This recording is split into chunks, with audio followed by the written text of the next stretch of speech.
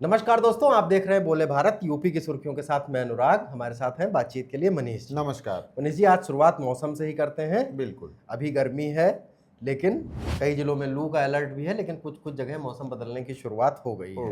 NCR से भी कुछ लोगों से बात हुई थी मेरी कल फोन पर, तो उन्होंने कहा वहाँ रात को तेज आंधी जैसी आई। बिल्कुल अंधड़ आई है और टेम्परेचर कम हुआ है। और सबसे खास बात यह है कि जिन इलाकों में या पूरे यूपी में ही लगभग धूप खिली हुई है, लेकिन हवा का रुख बदल गया है अनुराग। लखनऊ के आसपास भी तेज नहीं हवा नहीं, सब जगह तेज हवा की बात मैं नहीं कर रहा हूं। मैं ये बताने की कोशिश कर रहा हूं कि लू किसको बोलते हैं। जब पछुआ हवा हाई टेम्परेचर में चलती है तो उसको लू बोलते हैं, लेकिन हवा की दिशा बदल गई है। अब पछुआ हवा नहीं चल रही है, अब पूर्वा हवा कल शाम से पुरवैया चलने लगी हो गई है, पवन पुरवैया। बिल्कुल। अब पुरवैया हवा की एक खासियत यह है और खूबी भी है और खराबी भी है कि दोपहर में, बीच दोपहर में पुरवैया में बहुत तकलीफ हो जाती है, लेकिन जैसे ही शाम ढलती है वैसे ही माहौल ठंडा होने लगता है। और मौसम विभाग ने अगले एक हफ्ते तक के लिए, यानी जेठ का महीना शुरू हो जाएगा, 3 तारीख तक के लिए ये प्रेडिक्शन जारी किया है कि पूरे यूपी में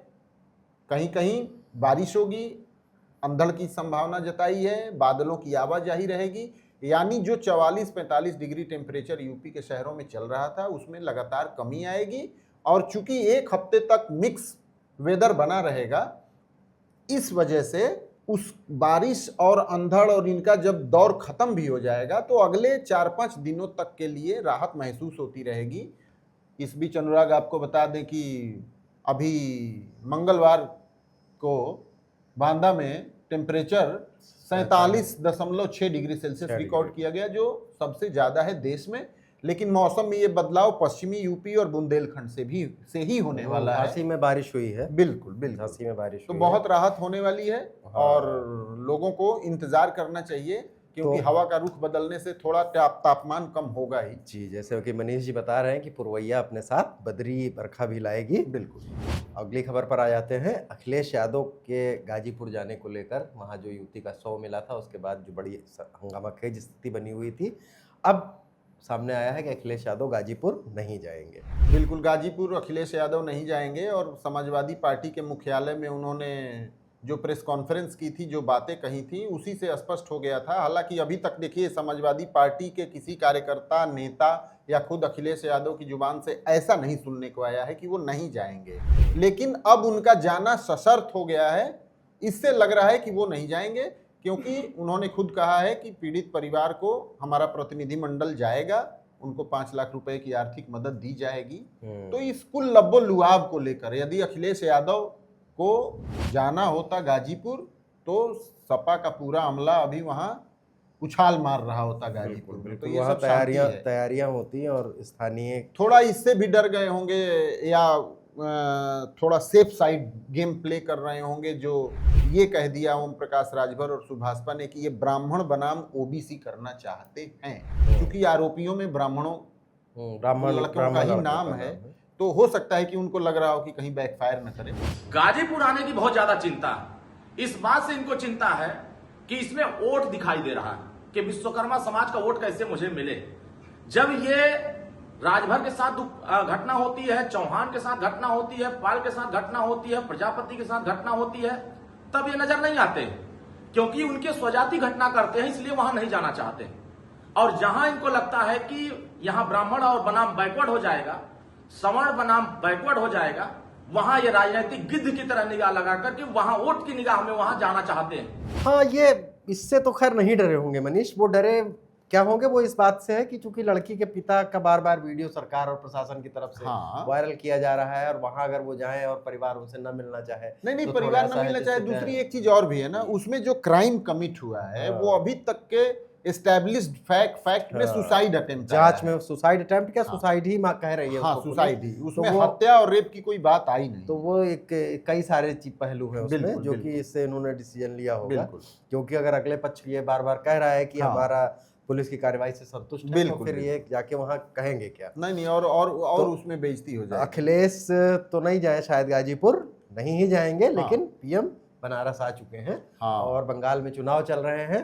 वोटिंग होगी कल वहाँ। बंगाली महिलाएं भी उनके स्वागत के लिए इकट्ठा होंगी। जो हाँ। तमाम कार्यक्रम है पीएम का स्वागत बंगाली महिलाएं शंख बजाकर किया। बहुत सारे वहाँ पर विकास योजनाओं का पीएम का संसदीय क्षेत्र है, जब आते हैं तब कुछ न कुछ होता है, वो होगा और वो रहेंगे वहाँ। और कल काशी विश्वनाथ में वो पूजा भी करेंगे। 2 दिन का दौरा है मनीष उनका, 28 का 29 का। बिल्कुल। और एक्सप्रेस आपको सिलसिलेवार ढंग से बताएं अनुराग, प्रधानमंत्री नरेंद्र मोदी 40,000 से 50,000 महिलाओं को संबोधित करेंगे, महिला आरक्षण के मामले पर संबोधित करेंगे, उनसे संवाद करेंगे। क्या मैसेज वो देते हैं ये बहुत इंपॉर्टेंट है। और 6,000 करोड़ से ज्यादा की परियोजनाओं का लोकार्पण और शिलान्यास करेंगे, जिसमें बनारस और आजमगढ़ रोड का चौड़ीकरण का भी बहुत इंपॉर्टेंट है। बहुत समय से इसकी मांग चल रही थी। क्योंकि ये रैली महिलाओं की है, केवल महिला पार्टिसिपेंट्स इसमें आएंगी, इसलिए सुरक्षा का जिम्मा भी महिला पुलिसकर्मियों को दिया गया है। लगभग हमारी 1500 महिला पुलिसकर्मी सभा स्थल पर तैनात की जा रही हैं। पूरे सभा स्थल को सीसीटीवी के माध्यम से कवर किया गया है। वहाँ पर एंटी ड्रोन सिस्टम लगाए गए हैं। अत्याधुनिक असलों से लैस क्यूआरटी टीम्स और एटीएस की टीमें भी वहाँ पर तैनात रहेंगी। जो क्लोज प्रॉक्सिमिटी का एरिया है ऑनरेबल पीएम साहब के, वो एसपीजी के नियंत्रण में रहेगा। 29 तारीख को बहुत विशिष्ट कार्यक्रम है। सुबह 8 बजे से ही प्रधानमंत्री नरेंद्र मोदी बिजी हो जाएंगे। बनारस में अब तक जितने रोड शोज निकाले हैं उनमें सबसे लंबा रोड शो 29 तारीख को सुबह 8 बजे से शुरू करेंगे। 14 किलोमीटर लंबा रोड शो होगा जो काशी विश्वनाथ मंदिर पर जाकर खत्म होगा। काशी विश्वनाथ मंदिर में पीएम मोदी, योगी आदित्यनाथ ये सब लोग पूजा अर्चना करेंगे, अभिषेक करेंगे और वहां से सीधे वो हरदोई जाएंगे। 11:30 बजे हरदोई में मल्लावा जाएंगे और वहां गंगा एक्सप्रेसवे का उद्घाटन करेंगे। उसके बाद वो फ्री हो पाएंगे। मैंने पूर्व में बताया कि गंगा एक्सप्रेसवे सहित कल तो गंगा एक्सप्रेसवे, आज वाराणसी में भी बड़ी परियोजनाओं का लोकार्पण शिलान्यास होने जा रहा है। उत्तर प्रदेश अब विकसित राज्य की तरफ तेजी के साथ आगे बढ़ रहा है। आदरणीय प्रधानमंत्री नरेंद्र मोदी जी के मार्गदर्शन में मैं बहुत बहुत आभार प्रकट करता हूं। उत्तर प्रदेश जनमानस की तरफ से बहुत बहुत अभिनंदन करता हूं। लेकिन अब इसमें समझने वाली बात यह है अनुराग कि बंगाल का उधर चैप्टर क्लोज और यूपी का चैप्टर ओपन, और उधर वोट पड़ रहे होंगे और पीएम जो है यहाँ पूजा कर रहे होंगे। ये बहुत बढ़िया आपने बात बताई कि बंगाल में वोटिंग हो रही होगी और सेम टाइम में काशी विश्वनाथ मंदिर में रुद्राभिषेक कर रहे होंगे। तो ये सब जो है पीएम मोदी अक्सर पहले भी ऐसा करते रहे हैं। तो ये है, कल देखने वाला होगा। और गंगा एक्सप्रेसवे का उद्घाटन से कुछ राहत तो मिलेगी ही। और ये बात सही है कि इस बहाने सब यूपी का मिशन शुरू हो चुका है, ये कहा। लेकिन बहुत सारे लोग ये सवाल पूछ रहे हैं, हालांकि किसी ऑफिशियल से इस बारे में पुख्ता तौर पर नहीं जानकारी निकल के आई, कि गंगा एक्सप्रेसवे का उद्घाटन प्रधानमंत्री नरेंद्र मोदी अपने मय अमला हरदोई के मल्लावा में क्यों कर रहे हैं। वहां से ब्रजेश मिश्रा चुनाव भी लड़ चुके हैं। ब्रजेश पाठक जब वो कांग्रेस में थे और बहुत थोड़े वोटों से ही हारे थे। बिल्कुल। तो मल्लावा क्यों चुना गया, इसका जवाब थोड़ा आना बाकी है। खैर वो बहुत सारी चीजें हैं।